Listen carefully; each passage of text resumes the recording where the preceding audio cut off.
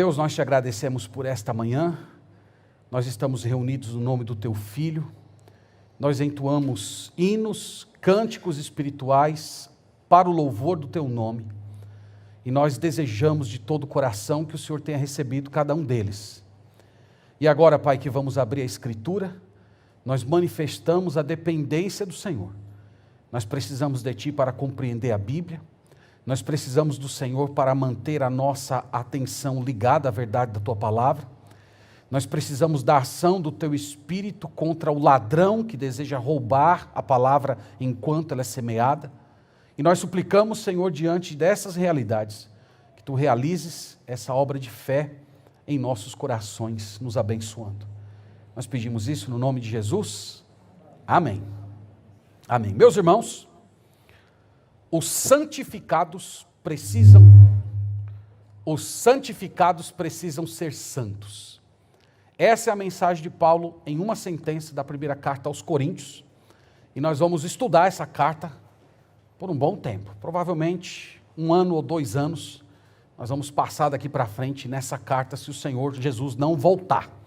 Então abra, por favor, 1 Coríntios capítulo 1, nós vamos hoje cobrir basicamente a introdução e a saudação. Nós vamos apresentar os aspectos gerais da carta hoje, vamos fazer isso na ordem que o autor coloca aqui. Eu diria para os irmãos que a nossa mensagem hoje é semelhante àquela atividade quando você vai ler um livro. Eu não sei como é que você faz, mas se orienta que quando você pega um livro para ler, então você dá uma olhada na capa, você dá uma olhada na contracapa, você dá uma olhada no autor, você vê quem ele é, você dá uma lida aqui na sinopse do livro. Então, isso é como se fosse para preparar as suas emoções para o que você vai encontrar aqui dentro.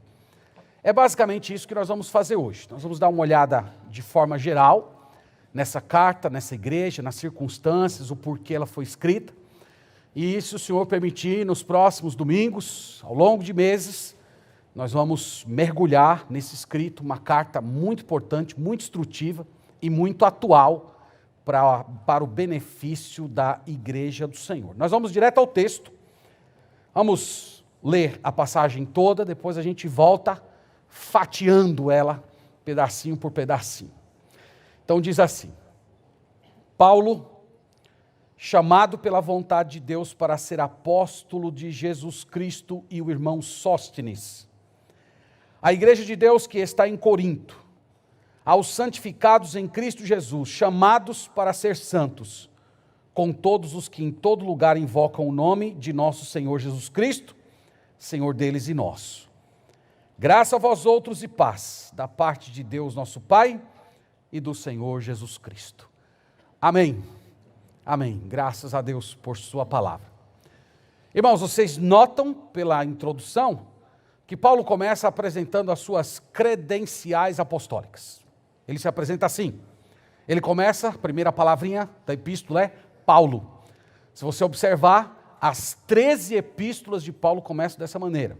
Ele sempre introduz com o seu próprio nome. Hoje nós não fazemos assim, mas esse era o recurso comum nas correspondências antigas. Eu vou tirar esse negócio daqui, porque estou achando que os irmãos desse lado aqui não estão me vendo direito.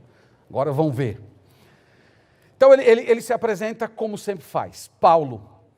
E ele, em seguida, insere a sua credencial apostólica, chamado pela vontade de Deus para ser apóstolo de Jesus Cristo. A pergunta, irmãos, é: por que Paulo se apresenta assim?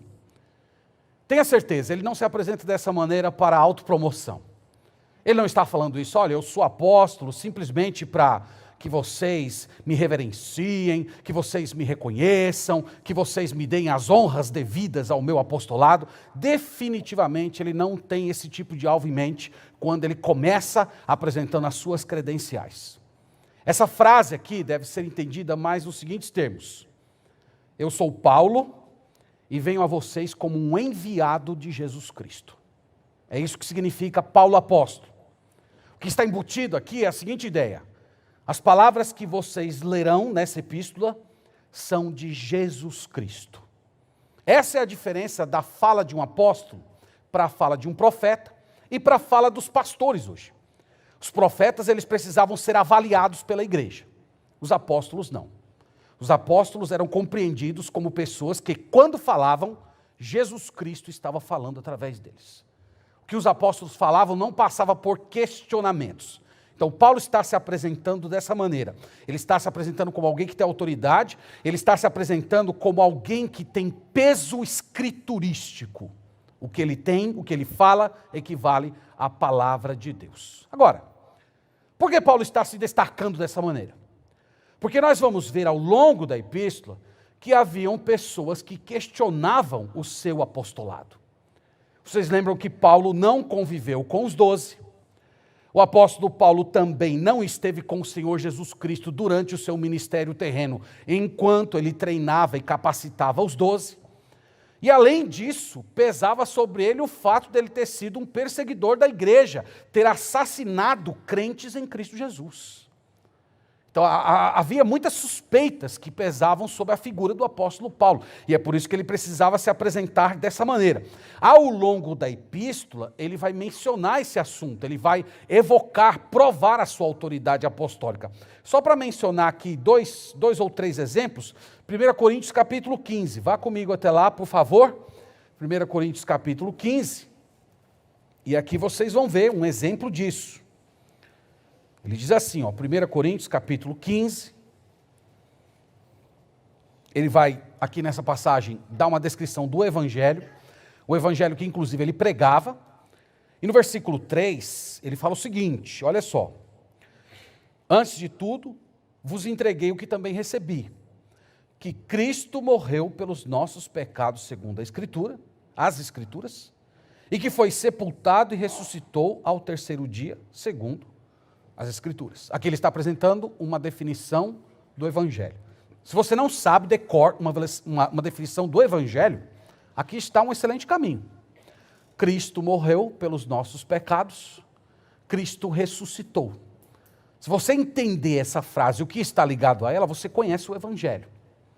Então Paulo apresenta o Evangelho, aí no versículo 5 ele fala, e apareceu a Cefas, depois aos 12. Ele está falando daquele grupo primário dos apóstolos. Só que depois, no versículo 8, ele fala assim, e afinal, depois de todos, isto é, referindo-se aos 12, foi visto também por mim, como por um nascido fora de tempo, porque eu sou o menor dos apóstolos, mesmo que não sou digno de ser chamado apóstolo, pois persegui a igreja de Deus. Então o apóstolo Paulo ele tem uma preocupação de expressar que o evangelho que ele pregava era o mesmo evangelho que os outros apóstolos estavam pregando, e que ele merecia também ser chamado apóstolo, porque ele viu Jesus ressurreto, ele teve contato com Jesus. Quando nós estudamos a epístola de Gálatas, não sei quantos de vocês vão lembrar, nós falamos que o apóstolo Paulo morou por alguns anos na Arábia, e quando ele esteve morando na Arábia, ele foi discipulado pelo Senhor Jesus ressurreto. Imagina que privilégio esse homem recebeu. Então, por isso ele poderia chegar e se apresentar como apóstolo. Volta para o capítulo 9, vocês vão ver mais uma afirmação dele em torno desse assunto, que mostra por que ele começa apresentando as suas credenciais apostólicas logo no primeiro versículo. Então, no capítulo 9 de 1 Coríntios, ele diz o seguinte, veja aí, ele fala assim, versículo 1, não sou eu, porventura, livre, não sou apóstolo, não vi Jesus nosso Senhor, acaso não sois fruto do meu trabalho no Senhor? Se não sou apóstolo para outrem, certamente o sou para vós outros, porque vós sois o selo do meu apostolado no Senhor. Então aqui ele está dizendo duas coisas que provavam o seu apostolado. Primeiro, que ele passou pela experiência de ter visto Jesus e ter sido ensinado por Jesus assim como os outros. A diferença é que os outros foram ensinados por Jesus no seu ministério terreno. E Paulo teve contato com Jesus, Cristo já glorificado. Em segundo lugar, ele dizia que a própria existência da igreja de Corinto era a prova de que ele era um verdadeiro apóstolo. Ele foi lá, ele pregou o evangelho, aquelas pessoas se converteram, ali foi formada uma igreja cristã forte. Ora, falsos mestres não dão origens a igrejas verdadeiras. Por isso ele está dizendo, eu sou apóstolo. Irmãos, qual era o trabalho básico de um apóstolo? Um apóstolo, antes de tudo, ele era um pregador do evangelho. Se você olhar no capítulo 1, volte aí um pouquinho. Capítulo 1. No versículo 17. Veja que Paulo diz aqui qual é o seu objetivo, qual é a primazia da sua atividade como apóstolo. Ele diz: porque não me enviou Cristo para batizar, mas para pregar o evangelho, com sabedoria de palavra, para que não se anule a cruz de Cristo. Então Paulo não está se colocando contra o batismo, ele até vai dizer aqui que batizou algumas pessoas em Corinto, mas ele diz que o seu chamado primário era ser um pregador do evangelho. Particularmente no caso do apóstolo Paulo, era pregar o evangelho onde Cristo ainda não havia sido pregado. Ao longo da Bíblia, nós temos outras funções apostólicas. Atos capítulo 6, versículo 4, os apóstolos dizem: enquanto a nós nos consagraremos à oração e ao ministério da palavra. Então, além de ser um homem que pregava a palavra, os apóstolos eram homens de oração, eram homens de intercessão. Em Efésios 4:11, diz que Deus deu apóstolos, profetas, pastores, mestres, para o amadurecimento da igreja. Essa era uma outra atividade apostólica, levar a igreja à maturidade espiritual. Em 2 Coríntios 12:12, diz que os apóstolos tinham como finalidade também realizar milagres. Se você já leu lá o livro de Atos com muita atenção, você vai ver que toda vez que um apóstolo chegava em um campo missionário novo, normalmente a pregação do evangelho era acompanhada de sinais extraordinários, manifestações de dons poderosos, tudo isso para que a pregação deles fosse autenticada pelos milagres que eles realizavam. E isso também é colocado no Novo Testamento como sendo uma atividade apostólica. E finalmente, em Efésios 2:20, diz que os apóstolos serviram para colocar os fundamentos da igreja. Cristo é a pedra angular da igreja. E os apóstolos serviram de alicerce, colocando as primeiras doutrinas. E hoje os pastores estão construindo em cima desse fundamento que é Cristo e a mensagem dos apóstolos. E eu estou falando todas essas coisas aqui para os irmãos, que é para dizer que por essas razões e tantas outras, qualquer pessoa que se levante hoje e se afirme como um apóstolo é simplesmente um falso mestre, é simplesmente um usurpador ou talvez um sem noção. Porque tem alguns que se levantam, eles falam que são apóstolos, mas talvez eles nem sabem o que estão dizendo, não sabem nem o que está embutido nessa palavra. Eles acham que isso é simplesmente um título. Os apóstolos foram um grupo restrito, chamados por Jesus, discipulados por Jesus, colocados no ofício apostólico pelo Senhor Jesus e tiveram todas essas atividades que eu acabei de detalhar para vocês. E o apóstolo Paulo, por conta das calúnias que ele recebia na própria igreja que ele tinha fundado, ele precisa começar a sua carta evocando essa ideia. Eu sou apóstolo de Jesus Cristo. E vocês, a existência de vocês, é a prova do meu apostolado. Vamos continuar o versículo. Vamos lá. Paulo não estava sozinho quando escreveu essa carta. Ele diz assim: Paulo, chamado pela vontade de Deus para ser apóstolo de Jesus Cristo, e o irmão Sóstenes. É maravilhoso esse irmão Sóstenes. Vocês vão amar a história desse irmão Sóstenes. Esse irmão Sóstenes tem um testemunho maravilhoso, super abençoador para o seu coração. Então, Paulo não estava sozinho, ele tinha um companheiro. Esse companheiro era um amanuense. Essa palavra era utilizada para se referir a uma espécie de um secretário, um redator. Paulo normalmente ditava as suas cartas e uma pessoa escrevia as cartas e no final ele assinava com o nome dele. Lembra ele terminando Gálatas dizendo: vejam com que grandes letras eu estou escrevendo aqui para vocês. Então ele escrevia lá o final da carta. Só que esse relacionamento de Paulo com Sóstenes começou ainda quando Paulo visitou Corinto e Sóstenes ainda não era crente. Eu queria olhar isso com vocês rapidamente. Vamos lá em Atos capítulo 18 e vocês vão ver que história fascinante tem esse homem aqui que depois de alguns anos se tornou secretário do apóstolo Paulo. A gente não tem tempo de ler toda a passagem, fica aí como tarefinha de casa, você ler Atos capítulo 18, para entender como é que foi, no relato bíblico, toda a fundação dessa igreja. Mas basicamente, irmãos, Paulo chegou na cidade de Corinto, pregou o evangelho, como ele sempre fazia, pregando inicialmente para os seus irmãos judeus, e a maioria dos irmãos judeus, como de costume, rejeitaram e passaram a perseguir o apóstolo Paulo. No entanto, entre aqueles judeus, um em especial, muito importante, distinto, especificamente o líder da sinagoga, creu e se tornou um cristão. Está lá no verso 8, veja comigo no capítulo 18, nós lemos assim: mas Crispo, o principal da sinagoga, creu no Senhor com toda a sua casa. Também muitos dos coríntios, ouvindo, criam e eram batizados. Então, esse homem se converteu, apesar da maioria dos judeus não aceitar a pregação do evangelho.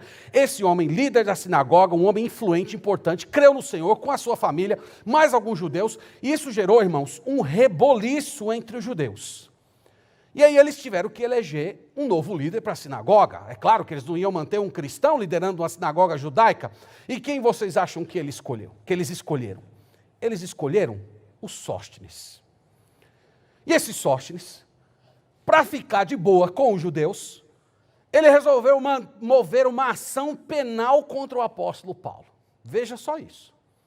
E aí eles foram lá, juntaram um grupo de judeus, liderados por Sóstenes, vão diante do magistrado romano, um homem chamado Galho, denunciar o apóstolo Paulo como sendo um agitador que estava pregando doutrinas estranhas. Galho, magistrado romano, não acolheu a denúncia. Mais do que isso, ele expulsou os judeus do tribunal, dizendo que ele não estava ali para ser juiz de doutrina religiosa, para arbitrar entre certo e errado de religião. E os judeus ficaram tão irados com Sóstenes, por ele não ter sido um bom advogado, que deram uma surra nele diante do tribunal. Olha aí no versículo 12 comigo, acompanha até o 17, nós lemos assim: quando, porém, Galho era procônsul do sul da Acaia, levantaram-se os judeus concordemente contra Paulo e o levaram ao tribunal, dizendo: este persuade os homens a adorar a Deus por modo contrário à lei. Ia Paulo falar quando Galho declarou aos judeus: se fosse com efeito alguma injustiça ou crime da maior gravidade aos judeus, de razão seria atender-vos, mas se é questão de palavra, nomes da vossa lei, tratai disso vós mesmos. Eu não quero ser juiz dessas coisas. E os expulsou do tribunal. Então todos agarraram Sóstenes, o principal da sinagoga, e o espancavam diante do tribunal. Galho, todavia, não se incomodava com estas coisas. Então, irmãos, quem era Sóstenes? Sóstenes era o advogado da sinagoga de Corinto, cabeça do movimento Fora Paulo, que se converteu ao Senhor Jesus Cristo e se tornou escritor, redator do apóstolo. Maravilhoso isso, não é? Maravilhoso o poder do Senhor. Você tem uma pessoa de coração duro lá na sua família? Você tem um Sóstenes lá na sua casa? Você tem alguém da sua convivência que guarda no coração uma certa hostilidade contra a verdade de Deus? Não desista de orar por essa pessoa. Não desista. Deus quebranta o coração de gente dura. Deus quebranta o coração de gente perseguidora. Deus quebranta o coração de gente que é hostil à fé cristã. Assim como aconteceu com esse homem. Advogado, líder da sinagoga e terminando a vida como sendo amanuense do apóstolo Paulo. Que privilégio, né? Que privilégio, que bênção do Senhor. Volte lá para 1 Coríntios, vamos continuando aqui, pedaço por pedaço. Então nós vimos aqui a apresentação dos autores, por assim dizer. Agora vamos aos destinatários. Versículo 2 diz o seguinte: a igreja de Deus que está em Corinto, aos santificados em Cristo Jesus, chamados para ser santos, com todos os que em todo lugar invocam o nome de nosso Senhor Jesus Cristo, Senhor deles e nosso. Irmãos, a primeira frase do verso 2 é esta: a igreja de Deus que está em Corinto. Então, a primeira coisa que Paulo fala é que a igreja é de Deus. Isso, irmãos, dá mais peso ao que Paulo está falando. Paulo está olhando para aqueles crentes dizendo: a igreja não pertence a vocês. A igreja está na cidade de vocês. Vocês são parte dessa igreja. Mas a igreja não lhes pertence. A igreja é de Deus. A igreja não é um prédio. A igreja é o corpo de pessoas as quais pertencem ao Senhor Jesus Cristo. Então Paulo fala com autoridade apostólica porque ele está falando no nome do dono da igreja. Os padrões que o dono da igreja estabeleceu para o corpo de Cristo aqui na terra são padrões altos, porque o dono da igreja é santo.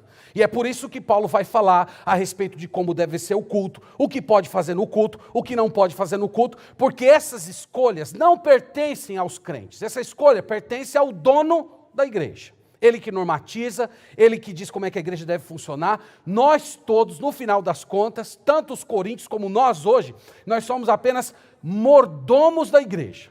Nós estamos trabalhando numa casa que não nos pertence, a casa de Deus. Paulo vai procurar deixar isso muito claro para eles, que ele tem o direito de adverti-los, de criticá-los, de dizer que o que eles estavam fazendo, por exemplo, na ceia do Senhor, era uma coisa abominável, porque a igreja não era deles, a igreja não pertencia a eles, e eles não tinham o direito de formular a igreja conforme as convicções dele.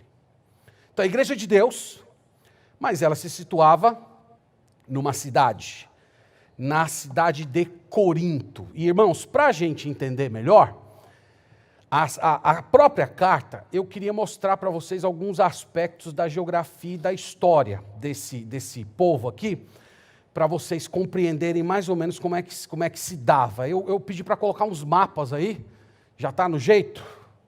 Está no jeito aqui, está aqui, irmãos, mapinha, tempo das aulas de geografia, coisa mais fácil do mundo, né? Então aqui você tem Corinto, você está vendo, essa parte aqui, sul de Corinto, ela é chamada de Peloponeso. Vocês estudaram a Guerra do Peloponeso na escola? Não estudou? Uma vergonha para o seu professor de história. Você estudou, esqueceu, uma vergonha para você, se você esqueceu. A Guerra do Peloponeso foi muito importante ela.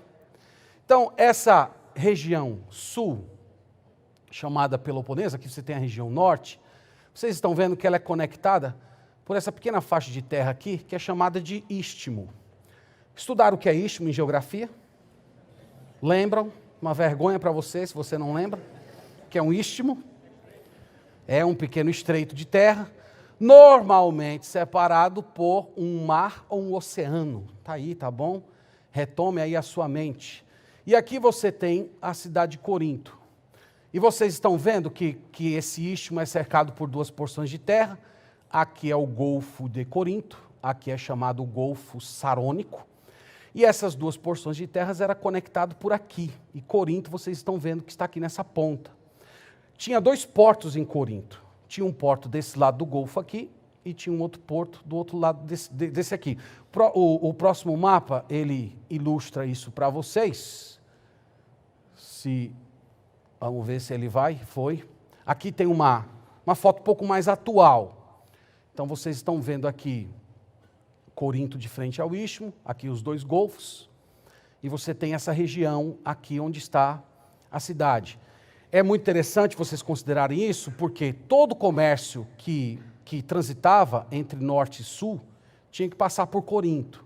Então, Corinto era uma cidade de comércio, era uma cidade portuária, era uma cidade de vida urbana muito agitada. Então, tudo que acontecia aqui, e tinha uma coisa interessante que ocorria, é que os navegadores, eles não gostavam de atravessar essa região aqui do Peloponeso, ó, tá vendo? E vir, por exemplo, se o cara quisesse sair e vir para essa região aqui, que é mais ou menos onde estava Atenas, ele não queria sair daqui e rodear todo lá, ele não queria rodear todo o Peloponeso para chegar aqui, porque era uma viagem muito perigosa. Muita gente morria nessa viagem. Então veja o que eles faziam. Eles pegavam, paravam a embarcação aqui, colocavam a embarcação em cima de algumas toras, e eles atravessavam o istmo até esse outro lado aqui do Golfo. E eles faziam isso, esse percurso aqui é um percurso de mais ou menos 6 quilômetros. Então imagina atravessar 6 quilômetros, a quantidade de trabalho que isso dava, mas eles achavam que isso era melhor do que dar a volta por aqui. Então, hoje, evidentemente, né, o mundo está um pouco mais... Deixa eu ver se o próximo chega aí. Hoje está assim. Hoje construiu-se um canal nas duas extremidades do istmo, unindo os dois golfos. Então Então, se os dias vocês forem lá, vocês vão ver desse jeito aqui. De repente, se for bom de nadar, você pode até atravessar um lado do Golfo para o outro. E hoje vê que a coisa funciona mais ou menos assim. Esse canal ele começou a ser construído ainda na época do Império Romano, mas só foi concluído já nos idos do século XIX. Então aqui dá para os irmãos terem uma ideia. Eu tenho um mapa que eu vou mostrar ainda daqui a pouco para vocês. Mas, por enquanto, eu só quero destacar isso, irmãos, que Corinto era um lugar muito próspero. Corinto era um lugar de vida urbana agitada, comércio pulsante. Haviam duas competições que eram muito concorridas na cidade de Corinto, chamados Jogos Olímpicos e os Jogos Istmos. Eu creio que é por isso que o apóstolo Paulo, quando vai falar lá da carreira cristã em 1 Coríntios 9, ele fala em termos do atleta, o atleta que corre, o atleta que faz esforço, o atleta que não fica dando socos no ar. Então o apóstolo Paulo faz muito usos de metáforas relacionadas ao esporte, porque ele sabia que esse povo aqui era um povo que respirava exercícios físicos. Então essa cidade era formada por gregos, romanos, judeus, frígios, fenícios, escravos, e sem falar de uma massa de viajantes que estava transitando por todos os lados de Corinto a todo momento. Mas essa cidade também era conhecida por sua perversidade. Corinto era um lugar de libertinagem, era uma cidade de bêbados, pagãos e imorais. Havia inclusive um verbo que sintetizava o espírito do coríntio. O verbo era corintianizar. Corintianizar. O que é corintianizar? Não é ser corintiano, tá? Vão esquecendo isso aí. Então, volta um próximo mapa, na parte sul, é o último mapa, que tem uma pequena acrópole, isso.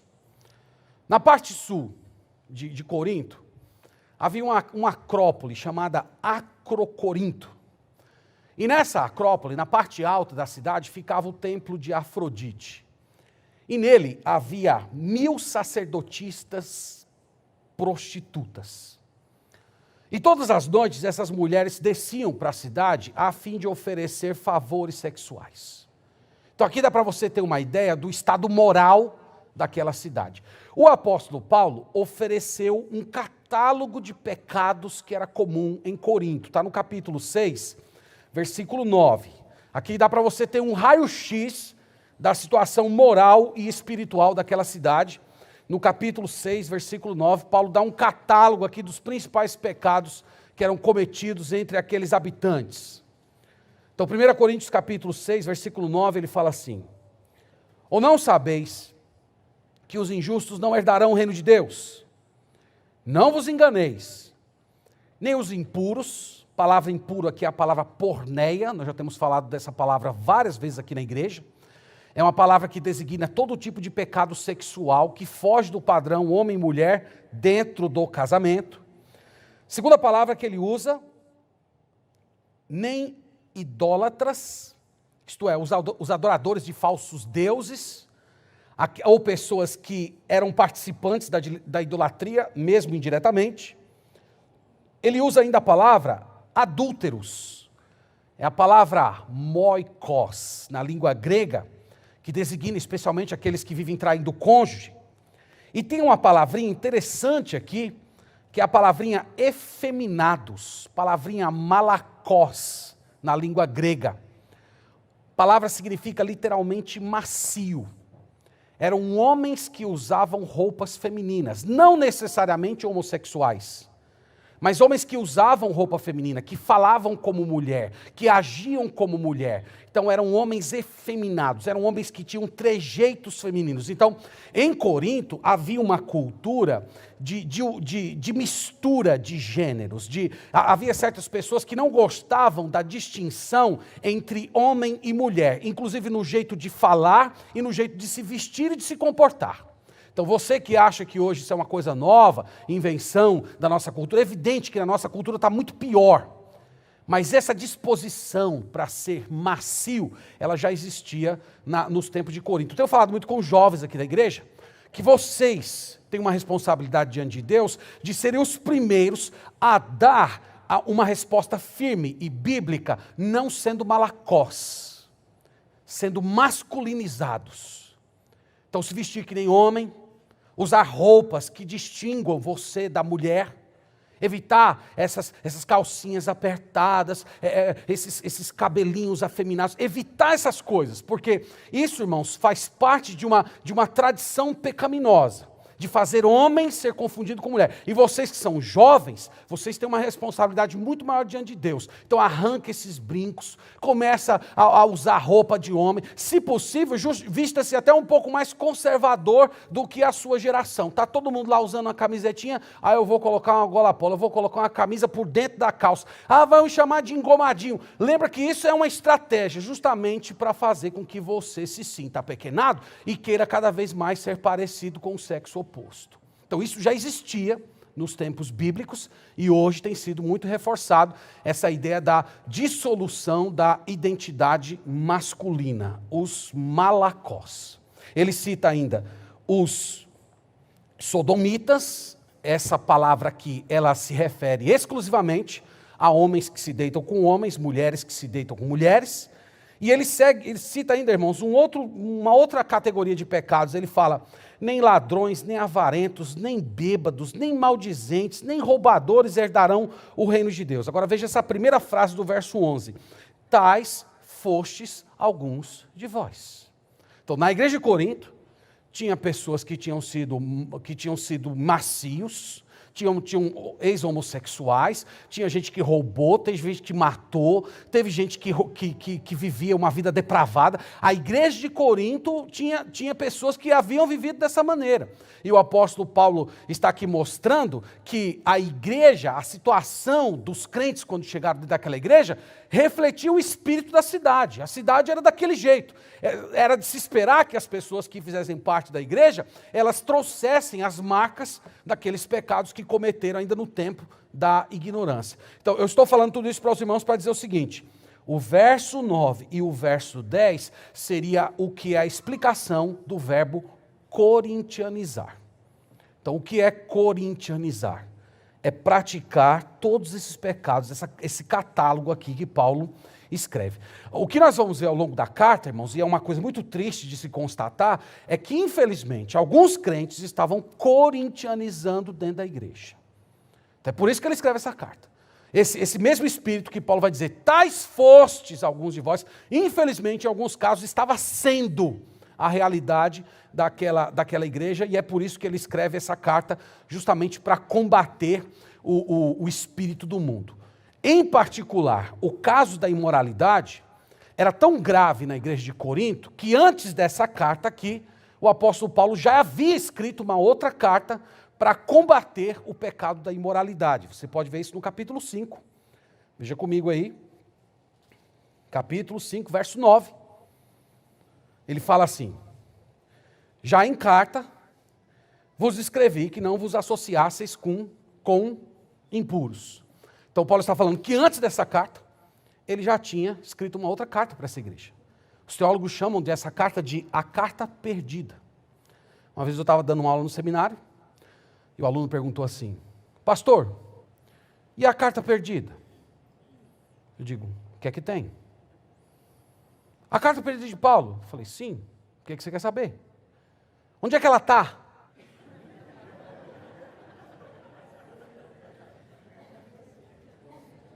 Vocês entenderam, né? Então, Paulo escreveu uma carta que se perdeu, mas tem um pequeno registro dessa carta aqui no verso 9. Sobre o que foi essa carta? Sobre a necessidade de não se associar com impuros. Agora a pergunta é, esses impuros eram os impuros da cidade? Versículo 10 ele diz assim, refiro-me com isto não propriamente aos impuros desse mundo, ou aos avarentos, ou aos roubadores, ou idólatras, pois nesse caso terias de sair do mundo. Mas agora vos escrevo que não vos associeis com qualquer que, dizendo-se irmão, foi impuro, ou avarento, ou idólatra, ou maldizente, ou beberrão, ou roubador. Com este tal, nem ainda comais. Então quem eram os impuros, ladrões, roubadores, beberrões, imorais? Eram pessoas que estavam dentro da igreja e se diziam crentes. Então vocês estão vendo que o que nós vamos ver aqui ao longo da nossa caminhada nessa carta é que o espírito do corintianizar estava dentro da igreja. E Paulo escreveu essa carta para combater esse espírito. Esse espírito, irmãos, ele continua, de tempos em tempos, voltando para a igreja com outros nomes. Mas essa mesma disposição, tornar a igreja um ambiente de devassidão, um local em que as pessoas podem pecar à vontade sem serem questionadas. Então Paulo vai combater esse espírito na autoridade apostólica. Então nós vamos ver aqui crentes que estavam processando crentes na justiça, nós vamos ver deturpação da ceia do Senhor, nós vamos ver a bagunça que era no exercício dos dons espirituais na hora do culto, nós vamos ver crentes rebeldes, judeus e gentios inimigos, enfim, era uma igreja no mínimo problemática, uma igreja muito, muito complicada. Se você acha que às vezes a igreja é complicada, é porque você não foi na igreja de Corinto. Irmãos, essa igreja foi fundada pelo apóstolo Paulo na sua segunda viagem missionária. É interessante considerar que Paulo estava muito desanimado quando chegou em Corinto para pregar o evangelho. Ele havia sido preso e surrado em Filipos, depois ele foi perseguido em Tessalônica e Bereia, depois ele chegou em Atenas, muito cansado, pregou lá no chamado Campo de Marte, muito desestimulado e com poucos resultados. E finalmente ele chegou em Corinto. Lá, mais uma vez, ele pregou o evangelho, conforme falamos, seus irmãos judeus o desprezaram e o perseguiram. Alguns creram, Crispo, depois Sóstenes, mas ele não desanimou em continuar pregando o evangelho naquela cidade. Eu queria chamar a atenção de vocês só para um versículo lá do capítulo 18 de Atos, que é muito bonito de ser considerado no contexto que o apóstolo Paulo estava vivendo. Então, lá, Atos capítulo 18, eu acho esse versículo muito inspirador.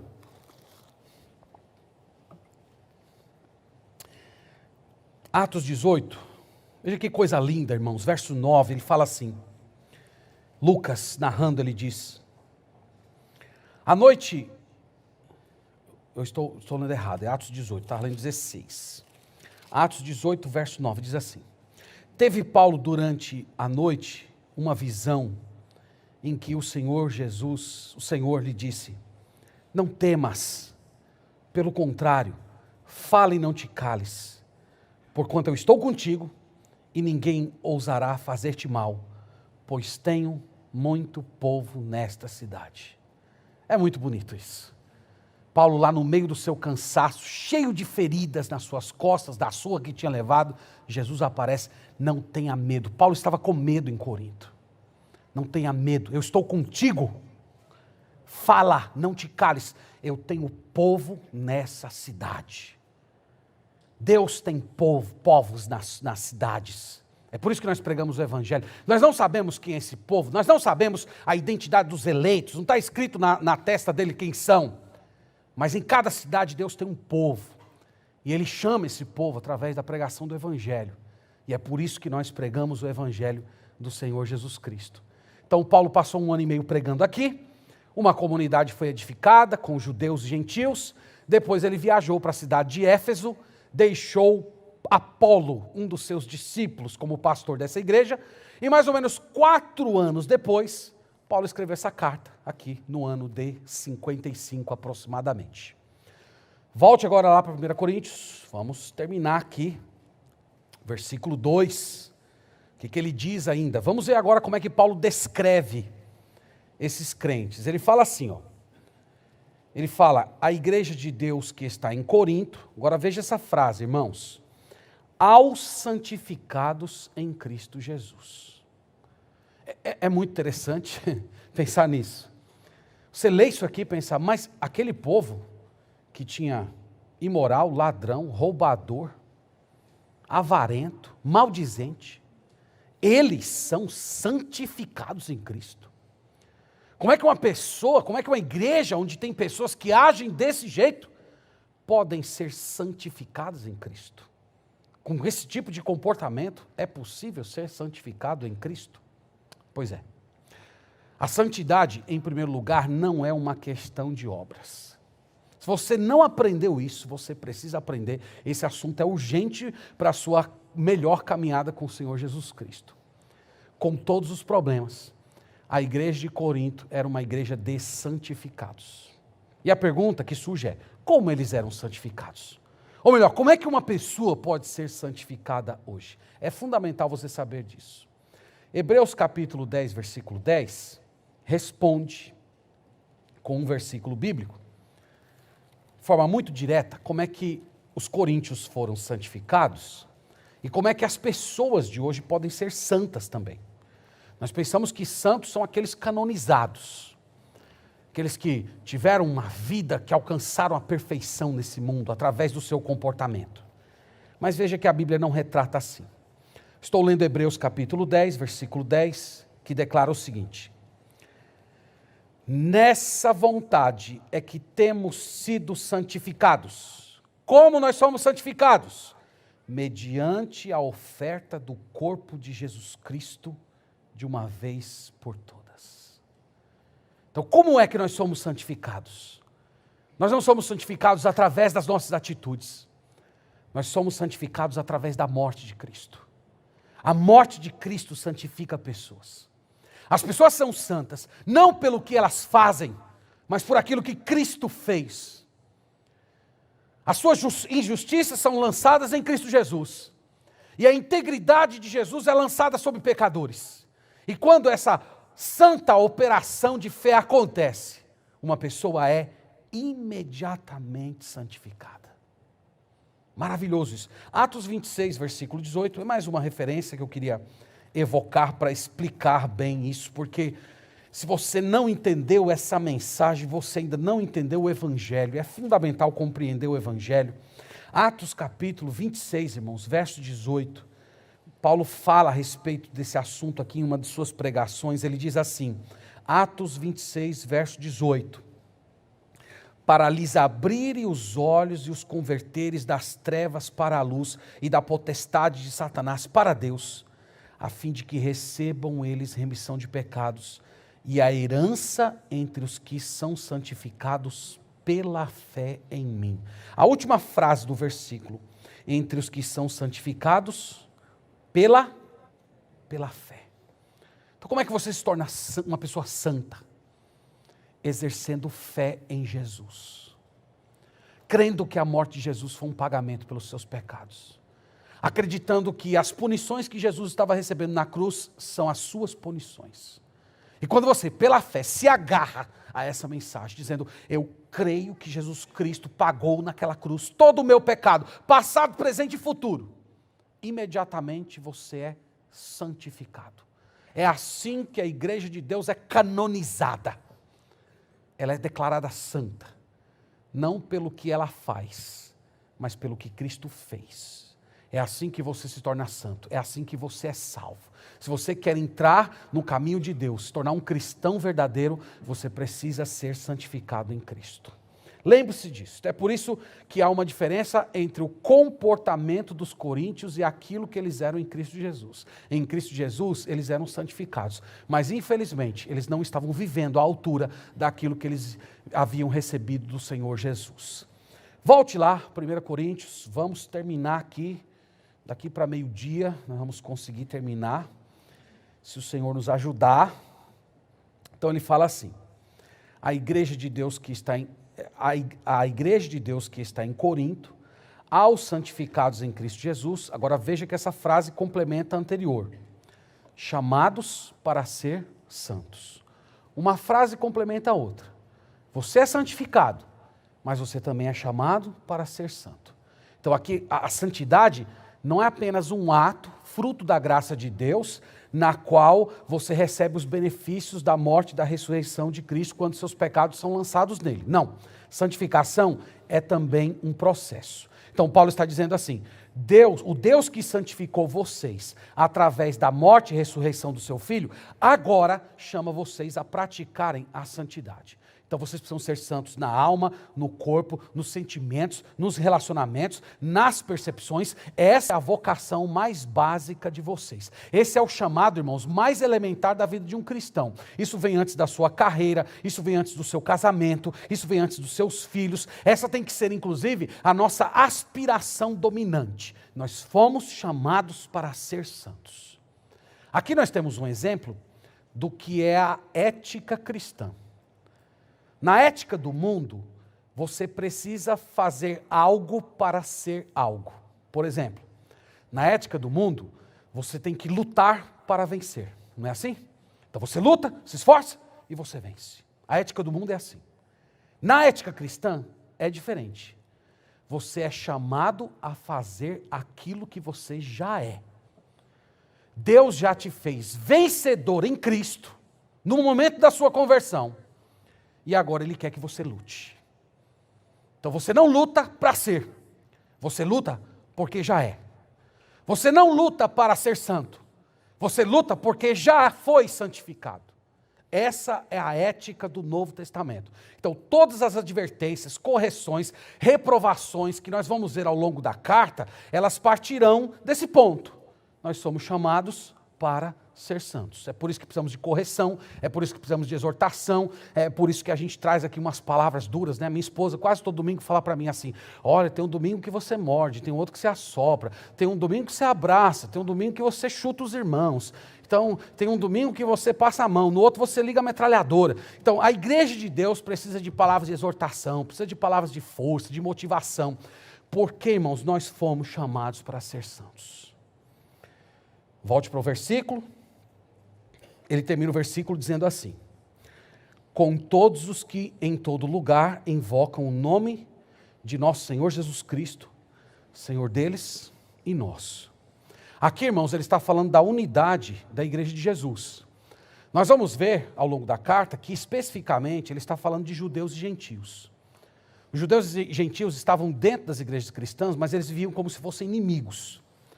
E Paulo está defendendo a unidade e a igualdade entre esses dois grupos. Então nós somos uma única igreja, em todos os lugares. Hoje nós vivemos num contexto em que há muitos tipos de igreja.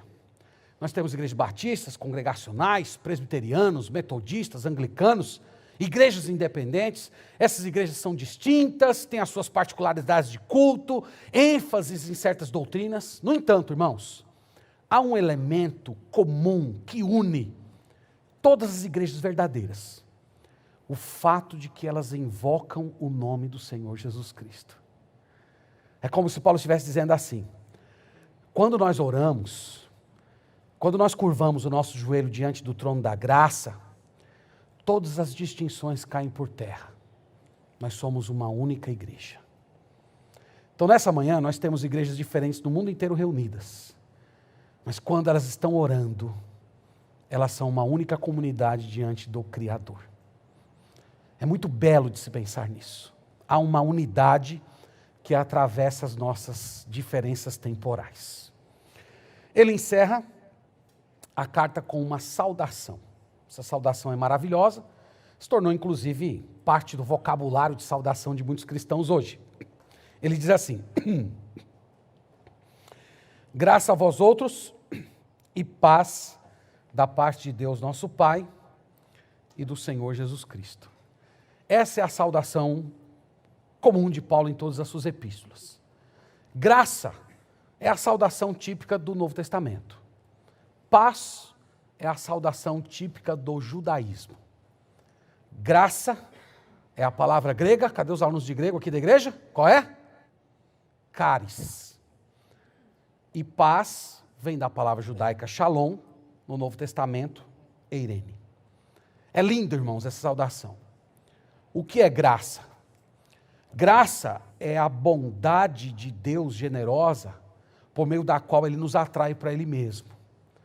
E Ele nos perdoa, Ele nos guarda, Ele nos fortalece, Ele nos faz crescer, Ele nos dá desejos santos, Ele nos move para as virtudes cristãs. Então, pessoas que vivem, que experimentam isso, são as pessoas agraciadas. E a paz?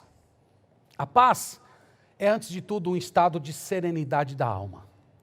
De alguém que tem certeza de salvação, de alguém que vive sem temor, de alguém que está feliz com o que tem e com o que é, e que está guardando todas as promessas futuras que Deus fez. Isso é graça e paz. A graça vem de Deus Pai. Ela foi adquirida pelo sangue do Filho e é aplicada a nós hoje pelo Espírito Santo. Isso, irmãos, é graça e paz. Então é dessa maneira que nós encerramos aqui a nossa exposição dos 3 primeiros versículos. Vocês viram que basicamente hoje seria apenas um aquecimento para a gente estudar um pouco mais essa epístola. Muito obrigado, irmão.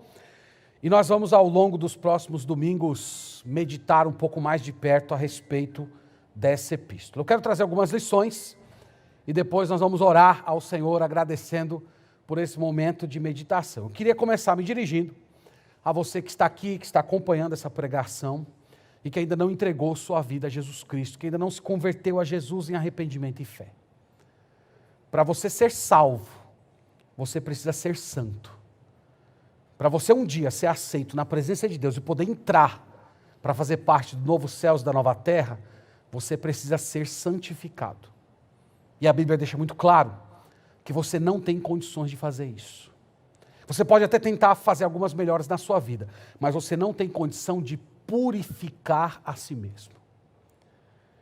Cristo Jesus morreu para santificar pecadores. Ele morreu e ressuscitou para tomar as nossas transgressões e nos dar a sua pureza.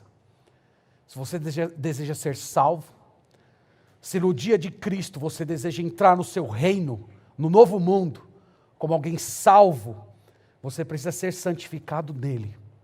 Você precisa ter fé nele. É necessário você crer nele. Você tem que se entregar a ele em um ato de fé, tomando a morte dele como um pagamento realizado em seu favor. E a partir desse momento, você será santificado. Todo o seu escrito de dívida, todos os seus pecados serão imediatamente purificados. E você vai, daqui por diante, receber graça e paz.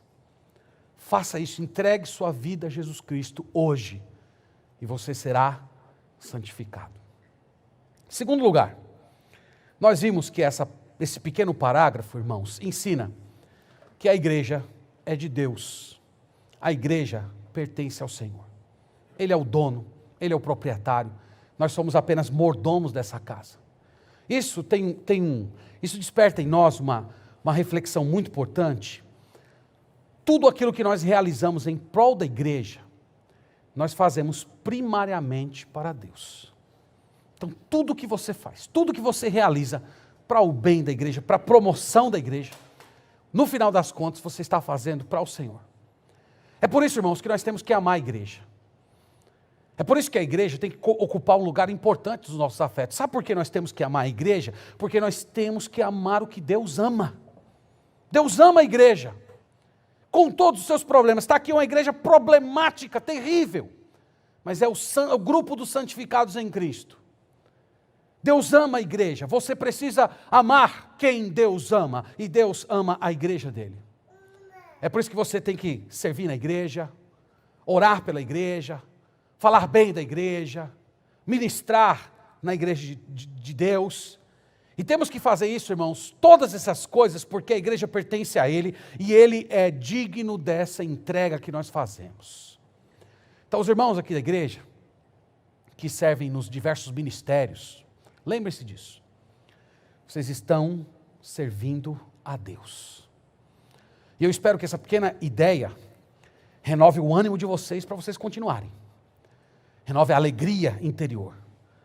Que você está realizando uma atividade que os anjos queriam realizar e não receberam de Deus esse privilégio.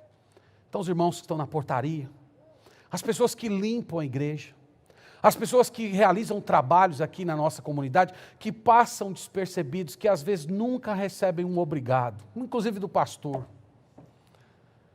Essas pessoas serão devidamente reconhecidas por Deus. Vocês estão servindo ao Senhor.